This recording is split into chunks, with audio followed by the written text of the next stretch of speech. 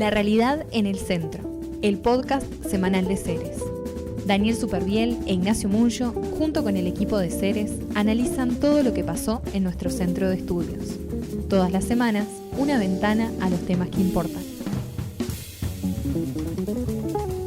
Desde el Centro de Estudios de la Realidad Económica y Social en Montevideo damos inicio a un nuevo podcast junto al director ejecutivo Ignacio Munyo con algunas variables que nos parece oportuno comentarles a ustedes. Vamos a estar empezando de a poco a comentar la realidad política y económica nacional, además de seguir contándole a nuestra audiencia, tanto en Montevideo, fuera de Montevideo, como fuera de fronteras, de lo que sucede en esta sede del Centro de Estudios de la Realidad Económica y Social. Ignacio Munyo, le quiero preguntar, Nacho, se viene el fin de la pandemia. Los índices de la economía están dando un viento a favor. ¿Cómo ves los próximos meses? ¿Qué tal, Daniel? Un gusto, como siempre, estar en estas instancias semanales que nos convocan.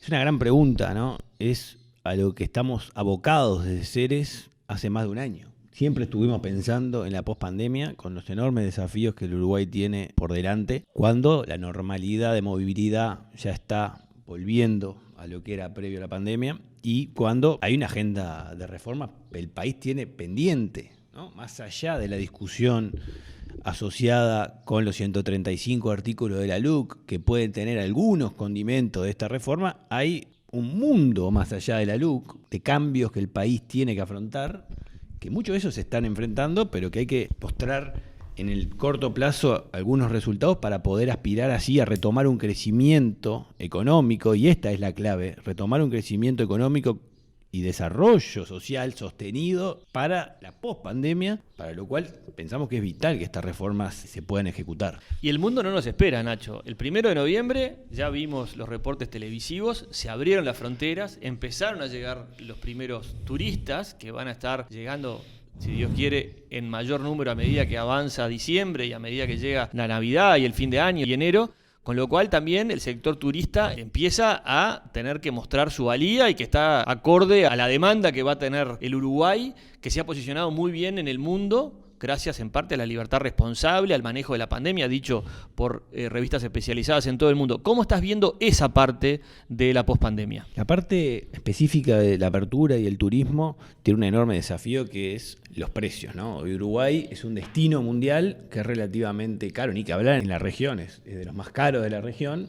A nivel mundial es comparable con determinados destinos top del mundo. Y el gran desafío es ofrecer un servicio a esa altura, ¿no? O sea, si Uruguay se ha vuelto un destino caro y no hay indicios que esto vaya a cambiar en el corto plazo, por ejemplo, un cambio sustancial del tipo de cambio que haga abaratar al Uruguay, el enorme desafío que tiene el sector es ofrecer un servicio que esté a la altura de lo que se paga y competir con grandes mercados y traer gente que sea más allá de lo que históricamente ha venido a nuestro país, que es un turismo regional, ¿no? El 80, 90, pico por ciento de nuestros visitantes vienen de nuestros países vecinos, Chile y Paraguay. Bueno, ese salto de calidad es una larga agenda de transformaciones para el sector y que, para empezar, implica una transformación en la capacitación del personal de servicio asociado con el turismo.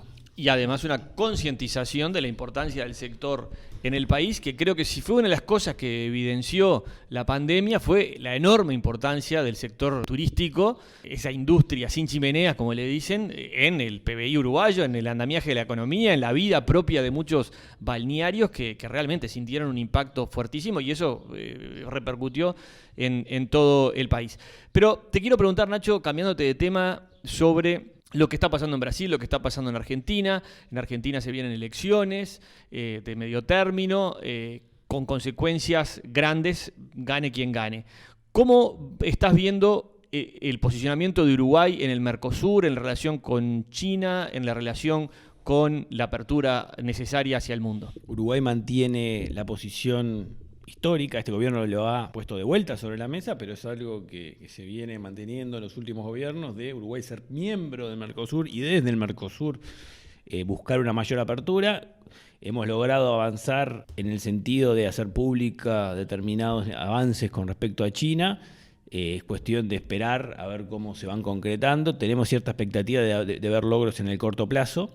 Y el gran desafío, obviamente, es ir por mucho más que China, ¿no? Ir a la mayor cantidad de mercados posible que Uruguay realmente necesita. Y esto es parte de esta agenda que decíamos al principio de reforma impostergable. La inserción internacional, la apertura del país al resto del mundo, más allá del Mercosur, es, diría yo, la madre de todas las reformas. Porque esto implica mayor competitividad, mayor competencia, mayor productividad para poder ofrecer mejores productos afuera y competir con los productos que van a ingresar al Uruguay si se dan estos acuerdos de libre comercio. El canciller Bustillo, la diplomacia presidencial, Uruguay 21, nuestro cuerpo diplomático alineado, ¿no?, con esa línea de tratar de abrir mercados, encontrar lugares donde comerciar nuestros productos y de esa forma mejorar la competitividad del Uruguay para poder estar dando trabajo aquí y bueno, y que nuestros productos se vendan en el mundo entero. Pero hablando de agenda impostergable, hablando de las agendas que Uruguay tiene que explorar, en estos momentos en Glasgow, Escocia, la ministra de Economía, Susana Arbereche, la intendente de Montevideo, Carolina Cose, estará arribando en las próximas horas el ministro de Ambiente, Peña. Vamos a estar enfrentando otro desafío que tiene que ver con la famosa agenda verde, ¿no? La agenda del cambio climático, la agenda del calentamiento global.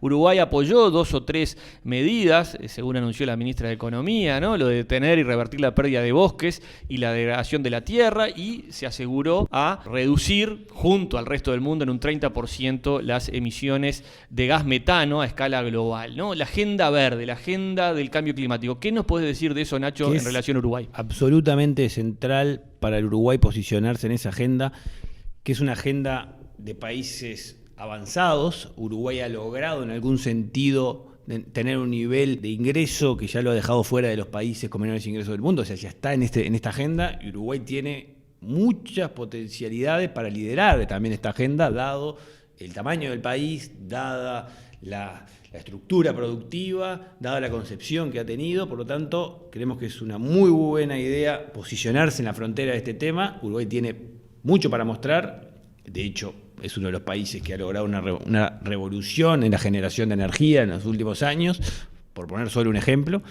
Pero también hay que tener claro que hay que bajar la conciencia a nivel empresarial, a nivel del ciudadano, y en eso vamos a estar trabajando en la agenda de Ceres. Sin duda, en estos momentos el ministro de Industria, Paganini, está en Europa tratando de vender el Uruguay relacionado a la producción de hidrógeno, que tiene mucho que ver con la agenda verde, con la agenda contra el calentamiento climático, así que Ceres va a estar estudiando estos temas seguramente en los próximos meses, el año que viene, sin lugar a dudas. Así que de esta forma, y saludando, Nacho, ¿qué te parece a todos nuestros colegas y amigos en el interior del país que nos retransmiten? Les mandamos un abrazo. En especial para la gente de Paysandú, de Rivera, de 33, de La Valleja, de Maldonado, de Rocha, que todas las semanas escuchan desde sus emisoras correspondientes este podcast. Un fuerte abrazo y que estaremos, como todas las semanas, en contacto. Nos vemos la semana que viene.